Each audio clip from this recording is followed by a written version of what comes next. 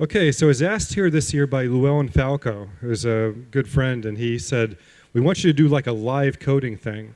And those things are always like fraught with peril. They can basically go well or they can go not so well. But we are going to do some of that.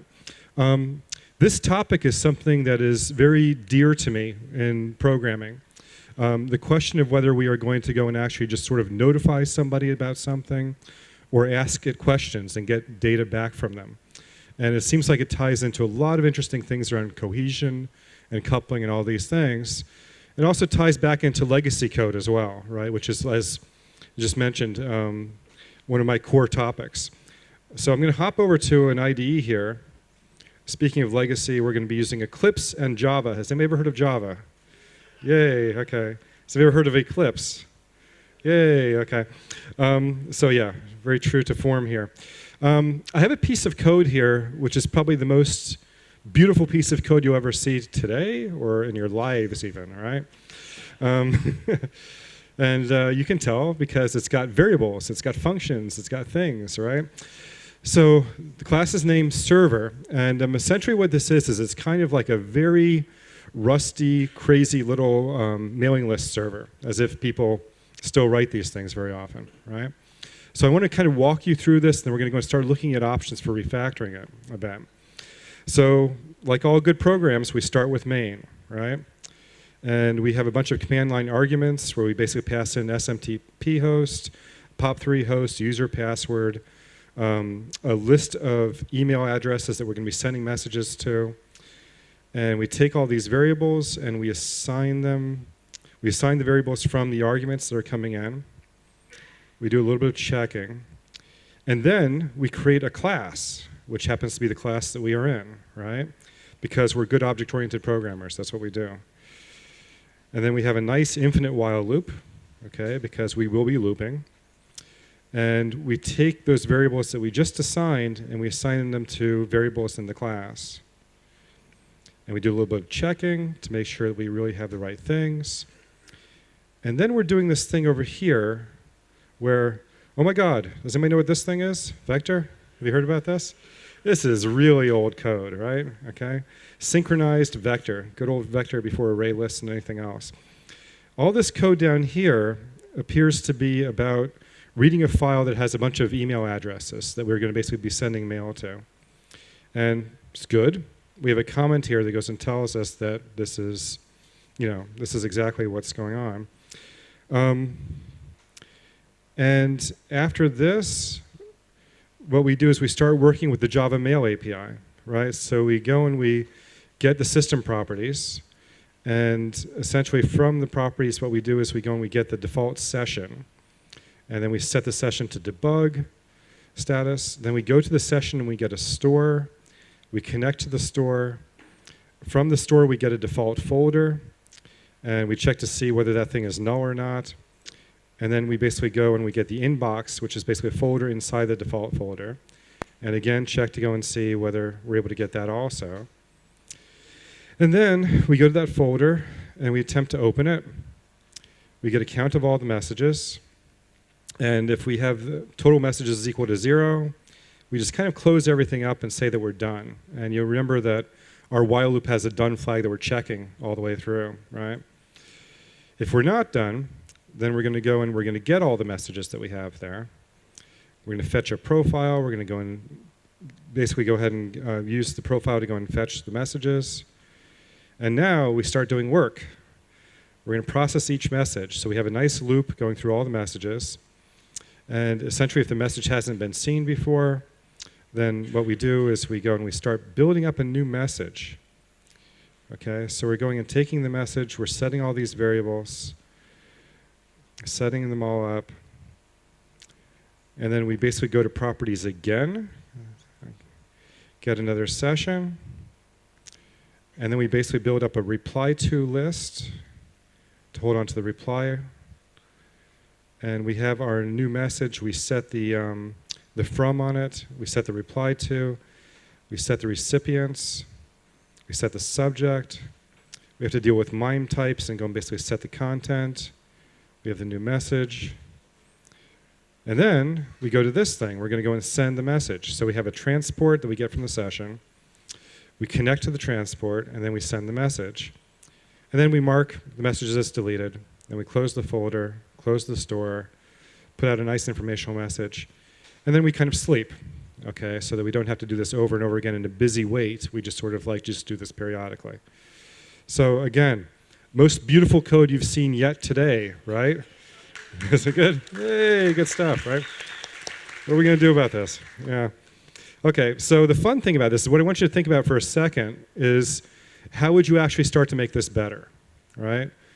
One thing that's going to kind of come up with this is want to make things better, but it's like we don't really have any tests in place. How do we start going and creating tests, right? Well, we can set up our own mailbox and do these crazy things, try to build them in an automated harness and do this. And with enough tests, we can start to feel confidence to refactor things. The cool thing, though, is we do have automated refactoring as part of most IDEs for statically typed languages these days. So we can start to go and just sort of start to do some cleanup refactoring. If nothing else, just to kind of like understand what the main pieces are and maybe move it towards a better design, because maybe it's just me, but I think this can be improved a little bit. What do you think? Fair enough, okay? It can be improved. So, hunting for work, hunting for things that happen. It seems like this right here, read the email list into a vector, that's something I should be able to extract. So I'm just going to go and say load recipients. Okay. And so I did a method extraction there. Didn't really need tests because I can feel pretty confident in the extract method in Eclipse. And what we're doing is we're passing in the name of the email list file that came in from the command line arguments. And we're assigning to a vector inside of the object we're in, the actual server. This is not the way I'd want to keep things. It's not a pretty design at all, but it at least starts allowing us to kind of like cut things down and start to go and make things compact enough to understand a bit. Let's see, what else can we do here? It's kind of strange about some of these things. The properties, it's like, where is properties used? I like to do things like this, like go and make the variable go away, and then I can look at the red marks and figure out, you know, where actually is this being used. It's not being used too many places. The session, on the other hand, I think session is, let's see, being used, well, maybe it's only there. That's not too bad. There's always this question when you want to extract things about like how much can you extract at once. And fortunately, you can go and just sort of select things and see what's possible. If I try to take this, which is all about getting this inbox folder, and extract it, yeah, there's a problem because it's going to want to go and return back store because store is used later, as well as the folder. Let's see, what can we do with this? I think I'm just going to go and narrow things down and deal with something a little bit smaller. What if I just try to go and take this work, which is all about going and getting the folder? Okay, so that's kind of like, I can call this get inbox folder. Okay, and I have that. That cleans things up a little bit. Yeah, I'm going to get rid of a couple of these comments because some of these things are self-explanatory right now. Okay, open the default folder. It's like this is really just getting the inbox folder that we care about. Okay, what else can we do here? Total messages. Can I, let's see, can I basically get, okay, that's going to be all about getting those messages. It's kind of like looking at a tree and trying to find the perfect piece of fruit to pull down. Like, that apple, is that apple ripe? Yes, I take this apple, right? So hunting down through this a bit more. Let's see, we're going through and we have all these messages. I'll take something that I know should be pretty simple. All this stuff here seems to be about sending out a message. What if I try to extract that? Okay, I can just go and call this send message. Okay. And then all this other stuff here, let's see, we go through each one of these, we get message assigned to there. maybe all this stuff can be seen as processing the message, which involves going and sending it too. Process message.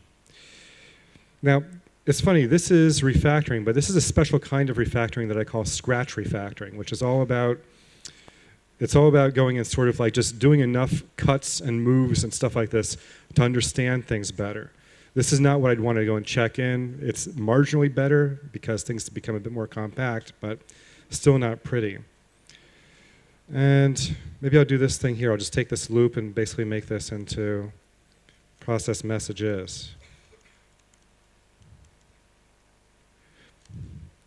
Okay, so things are a bit smaller, they're a bit easier to understand, and that's pretty much okay.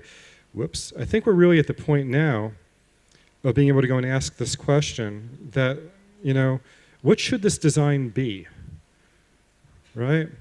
And quite often this happens for us in refactoring. We have something big, we start breaking it into pieces. The tools we have available for us are things which like allow us to go and just extract pieces and do various different things like this. But it's funny about this too, because then you end up, as you take big classes and break them into smaller pieces, you end up having like this, you know, separate responsibilities in different areas. I guess if we were going to go and try to enumerate what are the responsibilities of this class, what would we talk about? I guess we would talk about, well, the main thing is it's going to send mail, right? But it's also going to be fetching mail from a mailbox. It's going to be creating a new message that we're going to go and actually send. It also has this responsibility of loading up the recipient's file, all these different things. Seems like a lot for one particular object. Now, the thing is, it's kind of nice when you're taking big things and breaking them down to start thinking about, well, we can make all these things that are tied to I/O, right? Things like input and output, make separate objects for these things, and then kind of like push them down into, you know, the constructor, for instance. And then we have, you know, we could choose, for instance, to go and say, we have a mail sender, and you can put in a fake mail sender if you want to, or you can basically go and put in a real one, and then be able to go and test things effectively like this. So everything I've talked about so far is just your standard refactoring, going and making things easier to deal with. But when you have code like this, which has like these big garbled things, and mainly like a procedural focus, you know, sometimes we kind of go and miss this thing of like, well, what could this design be? So let's go and kind of like sketch out something related to this. I'm going to just, oops.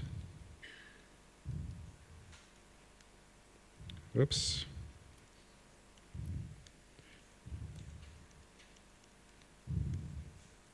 Oops. EARB. Okay. If we were going to have classes for this, we could start and have our main server class that we've been talking about here, but let's go ahead and name the pieces. What if we have something which is going to be about sending mail? We'll have a mail sender, and I'm just kind of like prototyping in Ruby here a bit. If we want to have a mail sender, what's it going to do? We can have like a send function. We can pass in a message, and it'll do the mail sending. What about going and fetching mail? We can have mail fetcher. And if we do this, what would we want this to look like? Well, I guess we can tell this thing to run, and then maybe its job is to go and sort of like go to its internal things to go and grab the things, and then somehow it's got to talk to whoever's going to be sending the mail. But maybe we need another piece with this too. It could be something like a mail processor. And this could be where we actually go and do the thing of creating the new message we're going to go and send on, right? So this could be something like, I guess we could tell this thing to run also. Well, if you're going to tell it, we can tell it process. So it's just like sketching out what some of these objects could be for something like this. Can you kind of see that this would be sort of like a pipeline in a way? It'd be kind of like, well, we have to have something which we're going to go and actually say, we're fetching mail from this thing. And then essentially, once we fetch mail, we need to go and pass it to the processor who's going to go and receive the messages and formulate new messages in response. And then go and send those things out to the mail sender. So a good separation of responsibilities. we do have this thing where it's like, you remember that busy wait that we had at the very bottom, like the thread, sleep and stuff? We could have something which is going to be like a timer or something like that, which we basically tell it to run. And when we tell it to run, it's going to need to go and talk to the fetcher and basically go and grab things. Somehow the fetcher's got to go and sort of like grab things and send them to the processor. Processor sends them to the sender. Now, we could have this top level here that we talked about earlier, our server, and just say that this server is going to be all about taking these three things and coordinating between all these things. Is that okay? I mean, it can be, right? But it's kind of interesting that when you have a class like this that acts as like the middle person, right? It ends up being the coordinator among many different things. Quite often it ends up being like a place where you start going and building lots of dependencies in. So I'm inclined to say, why don't we just sort of do this in like a linear way? I'll have a timer, I tell it to run, and then what it does is it's going to go and basically sort of loop. But in order to go and do its work, this is what a constructor looks like in Ruby. I'm going to pass in a sync and assign that to a variable. And what a sync is something that I can actually just go ahead and work with. I'll do my sync, I'll say sync accept. I'll pass in, well, yeah, this can be kind of a weird thing for this. Sync run, okay. I'll tell it to do its work. And then this right here, the mail fetcher, would be the thing that I would pass in through the constructor. So when I call run, it's going to do the work here. And then this thing right here, this can go and accept, it can have a constructor as well. And then when I tell this thing to run, the mail fetcher, it's going to have to talk to its sync and basically go ahead and send it a message. So I'll say run and give it a message. Okay? And what I'm going to be passing into that is the mail processor. So it runs a message.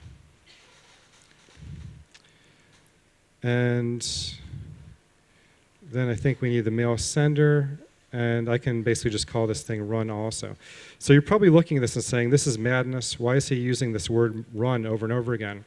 But this is like a sketch of structurally what we'd want the design to be, and then we have to think about what's really common across it. Okay, so here when we have a mail sender, we tell it to run, it's going to go and actually send the mail.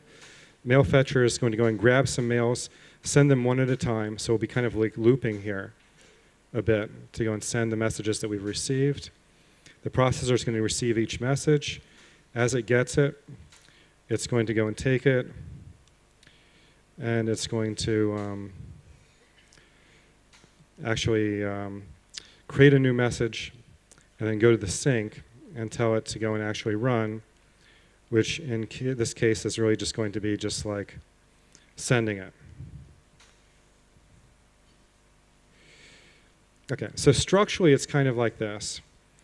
And it's like, this word run doesn't really do us very much, doesn't really have very much value for us here. But structurally this is what we'd kind of like to have, is to be able to go and say, look, I've got this thing, it goes and grabs some mail, and what it does is it takes the messages one by one, sends them to the processor. Processor gets them one by one, takes them and sends them to the mail sender, and it goes and does its stuff. This kind of decouples things very, very well, doesn't it? Yeah, okay, and we can mess with the names and kind of make them look a bit better with this kind of thing. But the thing I want to kind of get to with this is just this notion that this is kind of like what we wanted object orientation to be, okay? Everybody knows who Alan Kay is, right? Kind of like the inventor of small talk. And it's like, he, back in the 1990s, had like this, very important talk he came and he gave. And his entire point with this talk was to go and essentially say that, the most important thing in object orientation is the messaging. It's all about going and sending messages to people and stuff like this. And what he basically used as an example of this is cells in a biological system. So the way the messages are sent across cells, you basically have chemicals that express at the membrane. They basically go and move from one cell to another. is this synchronous or asynchronous communication when this stuff happens? You know, it's kind of a funny thing, isn't it? I mean, does the cell stop all of its processing, all of its metabolism to wait for a message coming back? Never, right? And that's the thing that's kind of powerful about this, is essentially when you do this, when you basically start doing asynchronous stuff, then you end up being in this space where you're not blocked in any way. And also there's some wonderful, you know, advantages when it comes to dependencies as well, which we'll talk about. So that thing I kind of sketched out with objects, maybe it's not so good for a typical thing in Java, maybe it is. But you can kind of imagine this thing, if we had a bigger system, we could kind of like tie this thing together through messaging, right? We could basically use, you know, a language where we have separate services for pieces that are of a problem that are bigger than this particular problem. But the thing is, it's kind of nice to go and be able to do this sort of thing without having the backlinks or without having the synchronous calls at all, right? We can just go and say we've got a timer, and the timer's going to go and just periodically send a message to the fetcher.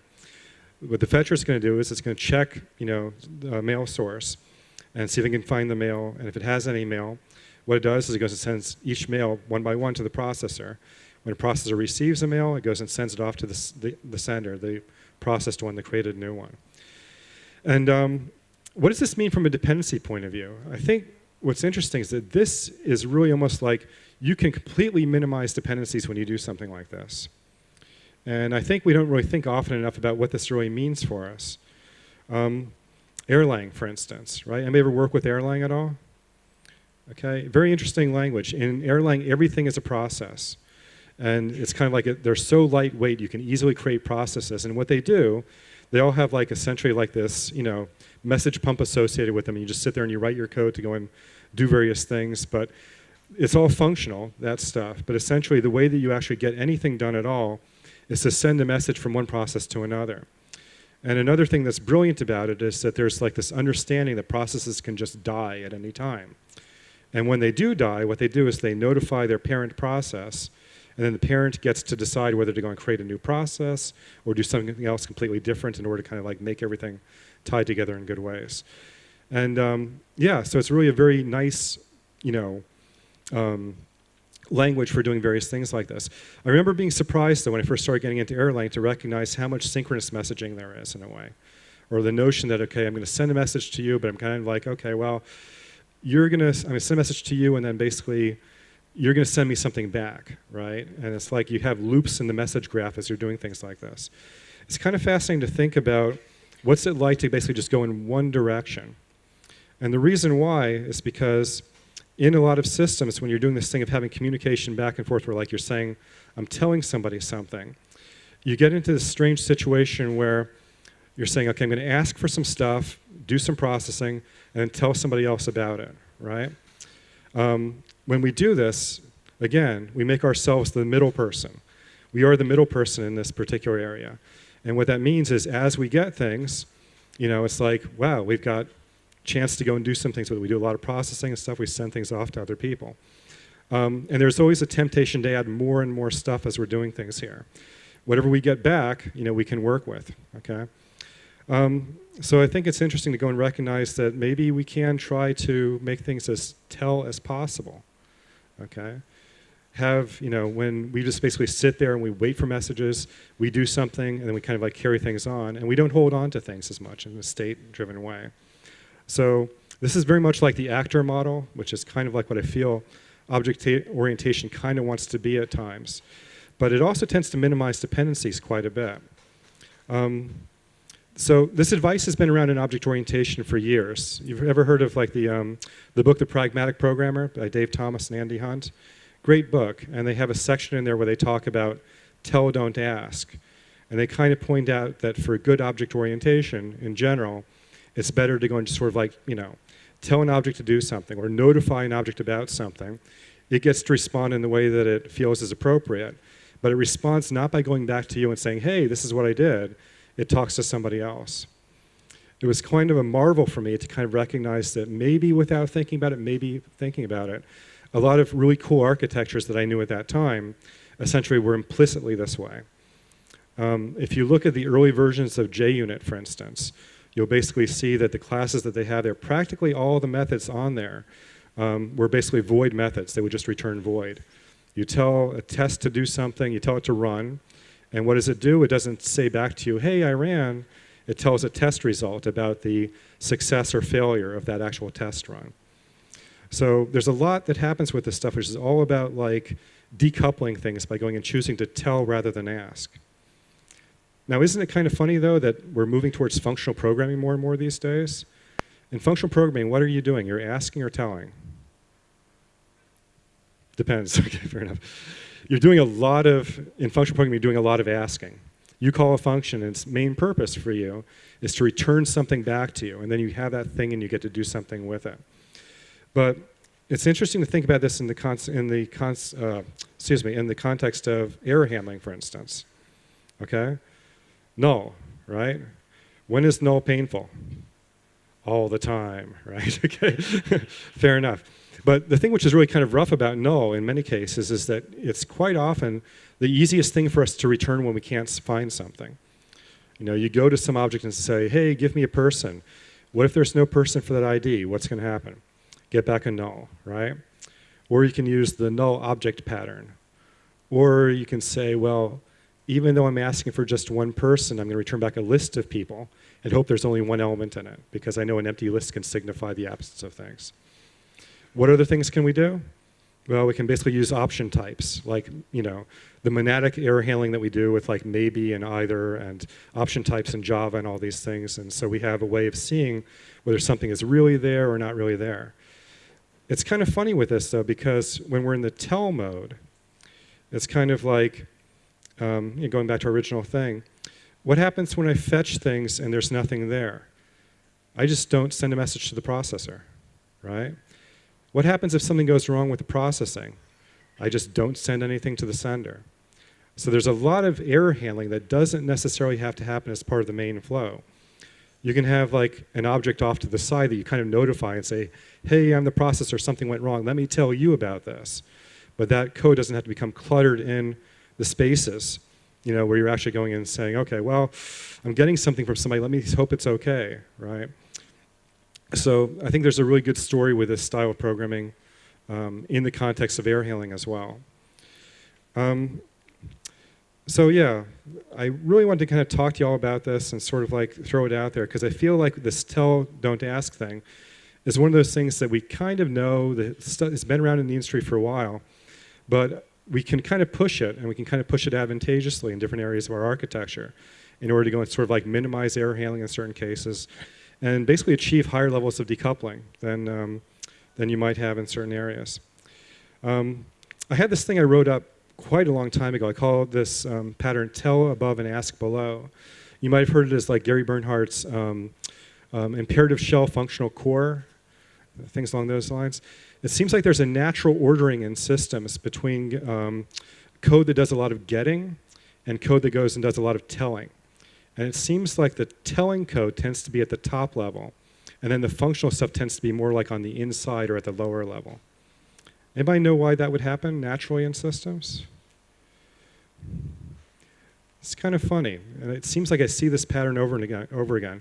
At architecture levels, you see this with like message buses and all these things.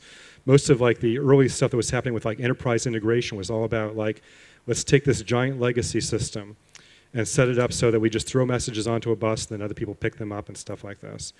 Well, the main thing is that asynchrony at that level, at the highest level, gives you like maximum decoupling inside the system, and that's really kind of powerful.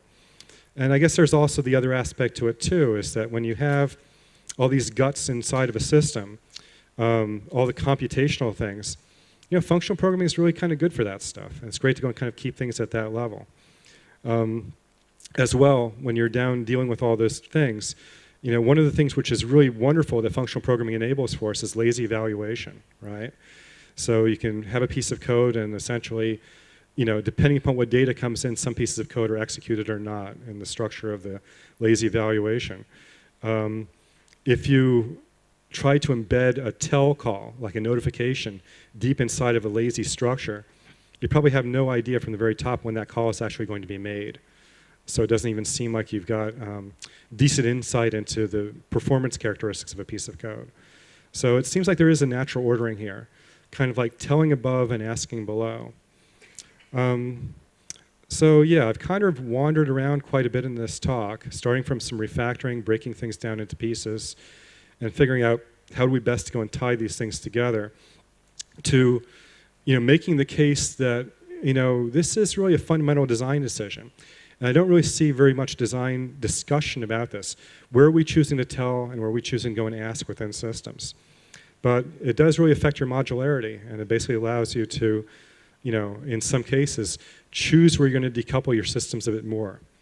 And so I wanted to kind of offer that all to you all and just say, look, this might be a decent thing to go and think about going forward in the context of your work. So I'm going to kind of open it up and ask any questions or thoughts about this.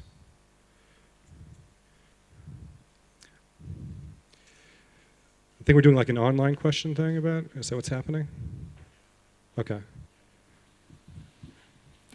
Yes, we can do a Slido session at the end of the talk. All right? Okay, and C, there are no objects. How do you think that big C projects like Linux, Postgres sustain their huge code bases without OOP?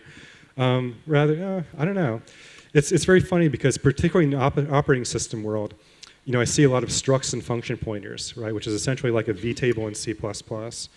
So essentially we're looking at code for like a file system inside of BSD, and it looks like objects to me, even though they don't really have objects built in as part of the language. And I do notice this in some large C code bases that they do this kind of thing of like pseudo objects to go and get the separation they want to in different areas. Others not so much, and they can be, code bases in C tend to vary quite a bit in their quality. Let me read the next question. So how do you see the future of OOP, or object-oriented programming, for those who don't know? It's very interesting. I think with all the move towards microservices, it's like, I have this strange sense that that microservices are what Alan Kay was really talking about, in a way. It's kind of like this sense of he kind of had this vision of basically messaging and asynchrony as being foundational to the approach. And I kind of wonder whether we've basically started applying things at the wrong level of granularity, and it took us a while to figure this out. I think OOP is great. I also enjoy functional programming. I don't know really at this point how to go and sort of say, one is better than the other in a particular context. I do know that for people who become very versed in functional programming, it can read very well, it can be very concise. And I think we're probably going to see a lot more of that. I agree. Yeah. So the next question is, Bernd Rucker, gave a talk earlier about the benefits of orchestration versus unidirectional event flows. What do you think of this versus tell instead of ask? Well, I didn't see his talk, and I guess I'll have to go and look at it when it's online later and see what the case is for orchestration with these things. I guess what I kind of hope to do with this talk is kind of point in a particular direction and go and make the case that with these unidirectional flows, we get massive decoupling, and I think that need is probably there in some parts of some systems. But I look forward to seeing his talk to see his take on this. So. All right.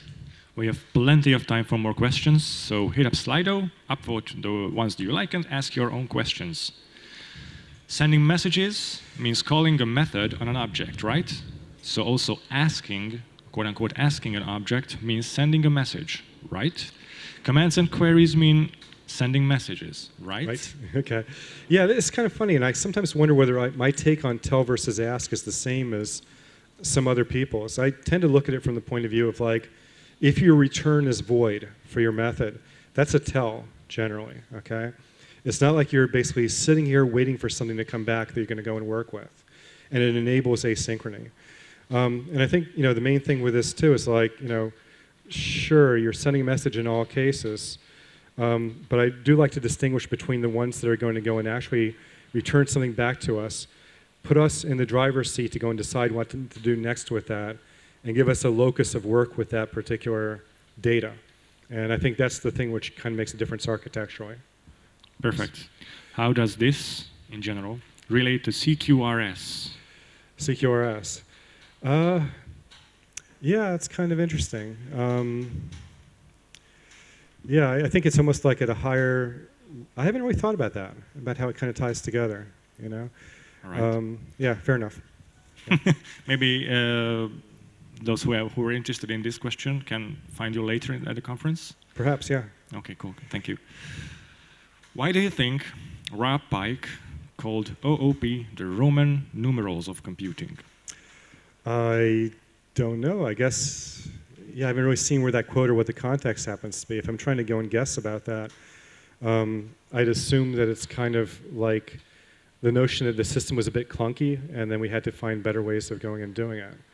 I'm really fascinated by Go. I really think that it's interesting in the sense that it's a language which split off and sort of ignored a bunch of recent history of programming in order to go and sort of like take a particular line of thought and carry it forward.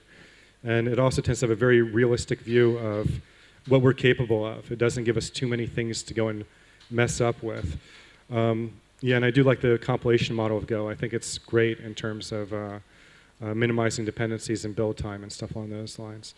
But yeah, I think he's probably alluding to the fact that we have further to go. So. All right. Do you consider APIs like Java Streams a good step forward? Yeah, I do. I do. I think it's great. And in fact, actually, I do draw a distinction myself between functional programming that we just tend to have like in F# or Haskell and stuff like this, and also what Martin Fowler tends to call collection pipeline programming, which is like, you know, we have this thing where it's sort of like passing one thing to another and just having a stream of chain computations, you know, like threading like you might have in Clojure and stuff like this. So Java Streams really enables that style of programming, and I think it's great because that tends to allow you to structurally look and see how things are tied together and sort of reason about your code in ways that are very nice. A lot of traditional functional programming, you can have all sorts of local bindings that you basically use in different parts of a nested computation. The bias with something like Java Streams is to kind of like minimize the dependency between each step. And you know, you don't always do this, but you can. And I think that's generally better in terms of coupling characteristics. Great. So, WebSockets over REST APIs? Well, that's an interesting distillation of this, isn't it? You know, fair enough. Yeah. Yeah, I don't, you know, I wouldn't, see, that's the thing. I think with this, I don't like doing the thing of like saying it's either or. You know, it's kind of like you're always going to have the getting part of your system and the telling part of your system. It's looking at this thing as being a design parameter to me, which is important. And I think that's the thing I'm kind of going and getting at. So. All right. Stefan asks, what's your take on managing states and side effects in a TEL system? I haven't carried this to the extreme, you know, to go and actually see, you know, where it really breaks down. But I know that there, in designs where I feel like I can't really do anything else, I'll end up doing like, you know, a series of like gets in the local context to go and sort of like work with things and maintain state, and that's fine. Yeah, I don't know that I can really say much more about that at a general level. All right. Yeah. All right. Thank you. We still have time for some more questions. Sure. Have you ever got rid of all the getters and setters in any of your projects? Setters, yeah. Getters, not quite so much. And the thing is, you know, I distinguish between computational getters and ones which are just holding on to state that they return back pre-computed state. Yeah, I think getters are pretty much, having something which is going to return values back to you is pretty much endemic to a lot of programming. Yeah, I agree. So the next question is, in your opinion, why do people have a hard time? Sorry, the question jumped a little bit.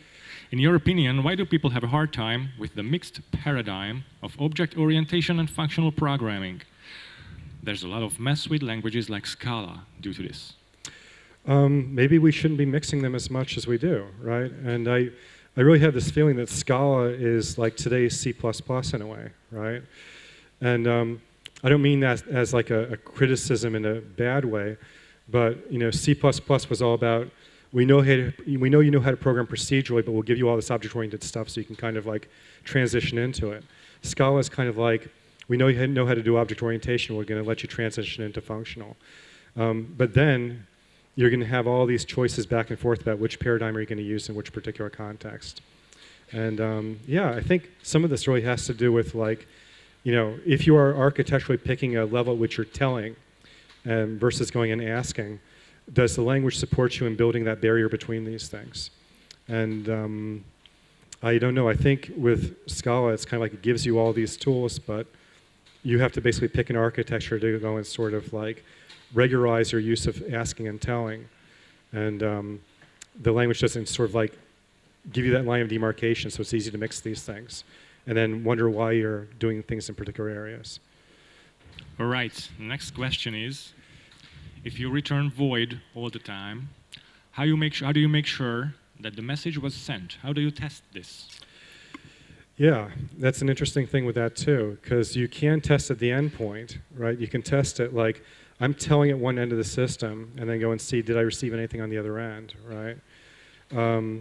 But when there's asynchrony, it basically involves getting timeouts to go and figure out, I sent something, do I finally get something at the other end? That kind of thing. So yeah, you have to go and sort of like wait for messages if you're basically doing things in an asynchronous manner across a bunch of different things like that, and have a timeout in order to go and see that you actually got things when you care about them. If it's synchronous, then you can kind of see, and then it's... All right. Do we have time for more questions? All right. So the next one is, could the following rule be applied? Pure functions are used when asking. Functions with side effects are used when telling. That seems almost tautological, you know, that's kind of, that is what happens, you know, that when you are a pure function, the only effect really should be that you're returning something back, but if you have a side effect. The thing is, you can have methods like on an object that modify local state, and that is, it would from the caller be seen as a tell. I'm telling the object about this thing, it gets to modify its local state. So yeah, it seems like definitional that that's what things are. Yeah, okay. How do you solve communication between backend and UI without asking? I think that's an open question for the industry. You know, we have a lot of stuff going on with that right now. Yeah. Okay. Daniel asks, who do you connect the tell and ask limit with team boundaries? I think that's open as well. I really like to basically have tell at the highest levels of the systems, just messaging over to things when we can. And so that's good. I mean, REST APIs are fine, but yeah. All right. We have time for a couple more questions. Sure. It's fine. Would you refactor your way to the design you sketched, or would you rewrite the code in Ruby as you began doing? It really depends on that. And I think the thing that's terrible about rewrites is it's kind of like you want to rewrite things when you don't really understand them, but then if you don't really understand them, how do you actually rewrite them? So I think there's a lot of practice around rewriting particular things. This particular question is really very contextual in the sense that sometimes you're going in and you're making a modification and you don't have the time to go and actually move towards something a bit better, so you just do the cleanup as you go and make things a little bit more understandable for the next time through. So it really depends upon how much time you have, whether that's a critical enough area of code that you actually want to go and invest at that point in time to go and make things better. All right, So, thank you. okay. Maybe this is going to be the last one. Sure. Where you should try to limit the tell don't ask principle in order to reuse conditions, i.e., there's a line of code I'm not going to read it. Okay. You can look at it. The question is by Ease, I guess. I'm not sure I understand the question. Try to limit. Maybe I should ask the next one? Yeah. All right. Let's look at the next one then. Do you think we should write ourselves the tell structure via actor and supervisor, or ask some abstraction, e.g. Phoenix or Ecto, that use tell internally? Can you answer that? It seems like a typical framework question. Should we use a particular framework? I don't have anything to say in particular about that. All right. Depends on, all right. There's bigger contextual decision making around that. Thanks for all the great questions. You were a great audience. And thank you, Michael, for this amazing speech. Thanks. Take care.